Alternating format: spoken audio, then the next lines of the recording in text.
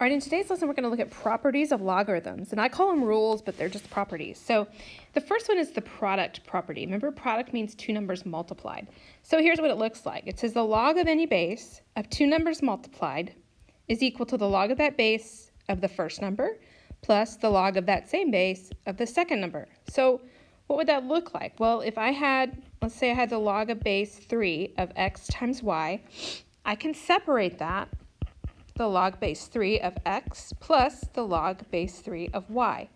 Now, why would you ever want to do that? Well, because sometimes when you separate them, you can reduce them down to like 1 or 0, and it makes solving a lot easier. So this can go both ways. So if I expand it, I go from here to the longer version.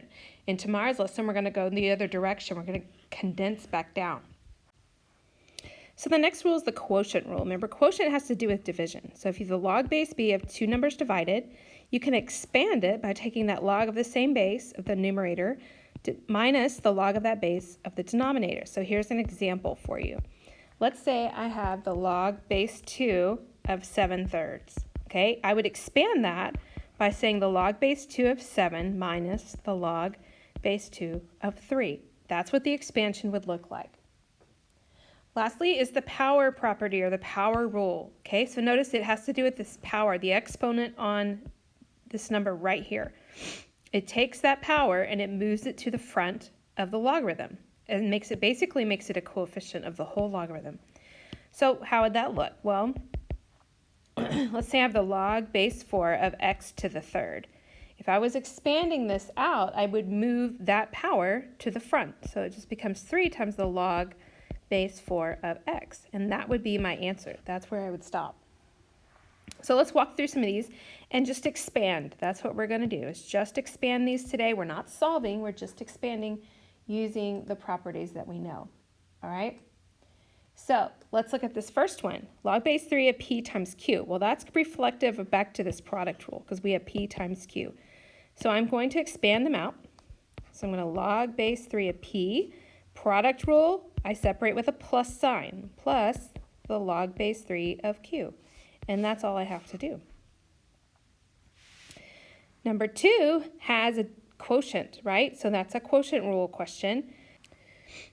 So let's expand this with a minus sign. So let's see. We're going to have log base 3 of p squared minus the log base 3 of q.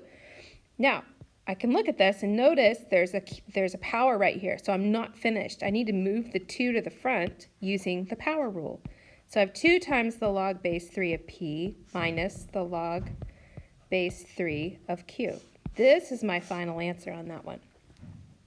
Let's try some more.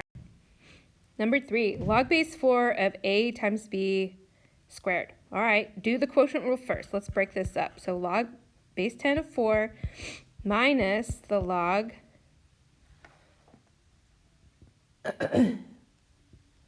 of a minus the log of b squared. Now, notice that we have minus signs, right? Why did we do minus signs? Well, because they came from the bottom. Okay, that's why we subtracted these two, right? Both of these came from the bottom. Now, I'm not finished because there's a power on that b value. So I'm going to use my power rule to clean this up. Log of a, and I'm going to move the 2 in the front, minus 2 times the log of b. And that's how I would finish that problem. All right, so look at number 4. This one has 2 values at the top, on the top, right? Product rule up here, quotient rule, and then product rule again. So there's lots going on here. So let's break them up. So we're going to do log base 4 of 3 plus log base 4 of x. These, and then on the bottom, we're going to subtract them. So log base 4 of 2 minus the log base 4 of y. Almost ran out of space there, but that's how this one separates. Remember, the negatives are because they're on the bottom. Now, let's look at number 5.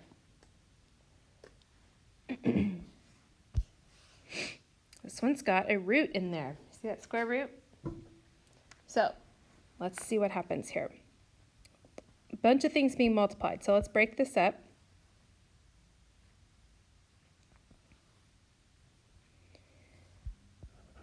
log base 3 of 4 plus the log base 3 of q plus the log base 3 of r. I'm going to raise that to the 1/2 power. I'm going to rewrite that. Remember, the square root of r is r to the 1/2 power. So now I'm not finished because I need to move my power in the front. So I need to do the log base 3 of 4 plus the log base 3 of q plus 1/2 the log base 3 of r.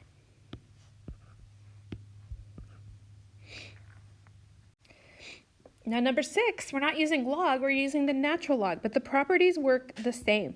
So let's break the numerator and the denominator up really quick. Let's do that with the product rule. We'll do the natural log of p to the 4th plus the natural log of q to the 5th minus, now let's think about this root here.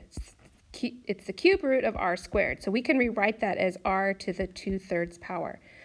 So we're going to subtract that. It's going to be the natural log of r to the 2/3 power. Now we need to move our powers to the front to be finished, okay? So that 4 is going to go up here, the 5 is going to go up here, the 2/3 is going to go up here. So it'll look like this. 4 times the natural log of p plus 5 times the natural log of q minus 2/3 the natural log of r. There, it's completely expanded out. We've used all our properties. Now, a couple more. Number 7. All right, now we're going to treat this as its own entity because it's raised to the 3rd power. So don't try to break up the x plus 2. But notice these are being multiplied together, right? So let's break it up with the product rule. So log base 10 of 4 plus the log base 10 of x plus 2 to the 3rd. Now there's a power, so I need to move my power to the front.